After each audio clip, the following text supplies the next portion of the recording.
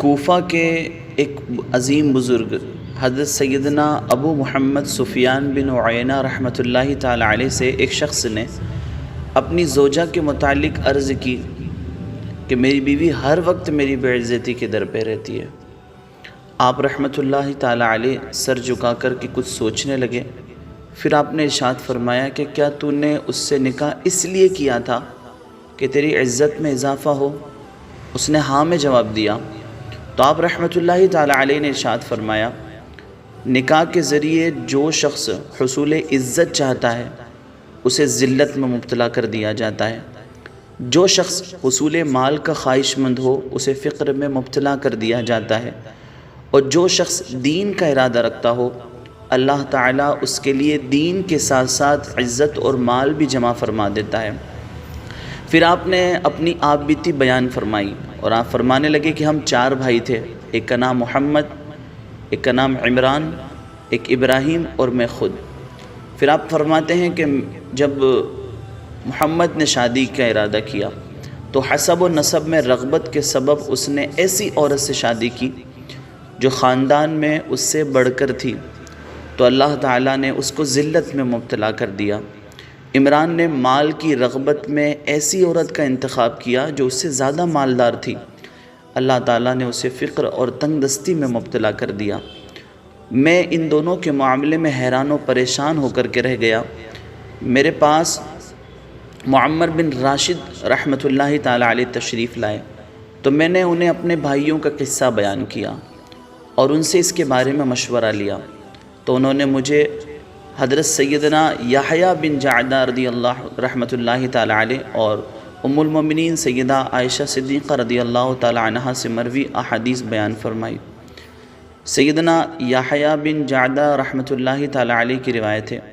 کہ نبی کریم صلی اللہ تعالی علیہ وسلم نے فرمایا، 4 وجوہات کی بنا پر عورت سے شادی کی جاتی ہے: دین، حسب نسب، مال اور خوبصورتی، لیکن تم دین والی عورت کو ترجیح دینا۔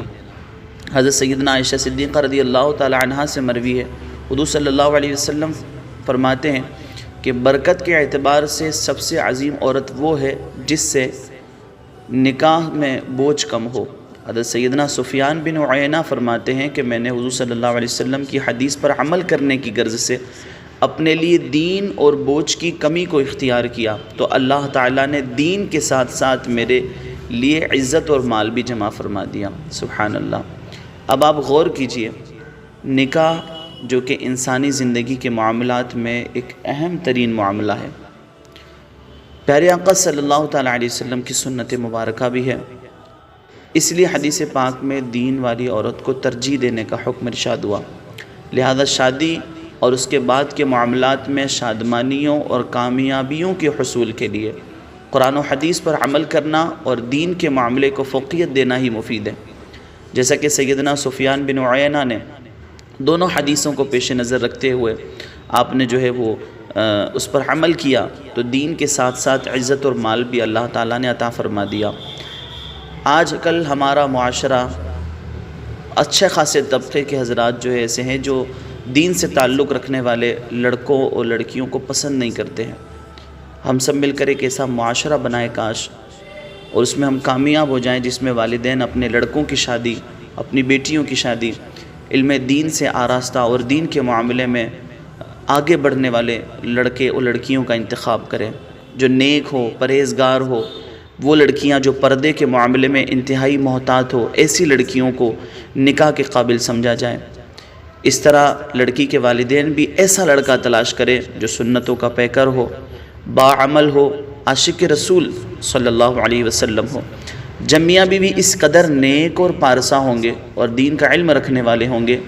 تو پھر دینی دنیاوی سب معاملات میں جو پریشانیاں آتی ہیں اس سے محفوظ رہیں گے، اور اولاد بھی نیک اور پرہیزگار ہوگی، اور ایک اچھا معاشرہ ہمارے سامنے ہوگا۔ مگر افسوس آج کے اس پرفتن دور میں ایسا بہت کم ہوتا ہے، اور بہت ایسے لوگ ہیں جو اس پر عمل نہیں کرتے ہیں۔ وہ چاہتے ہیں کہ عصری علوم کے نام پر دنیاوی تعلیم بڑے ہوں، دنیاوی تعلیم زیادہ حاصل کی ہوئی ہو، خوبصورت ہو، بڑا گھر ہو، نام والے لوگ ہوں، ایسا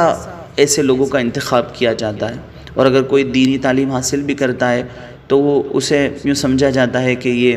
دنیاوی تعلیم نہیں ہے اس کے پاس، یہ کمزور ہے، اور ان کا حوصلہ پست کر دیا جاتا ہے۔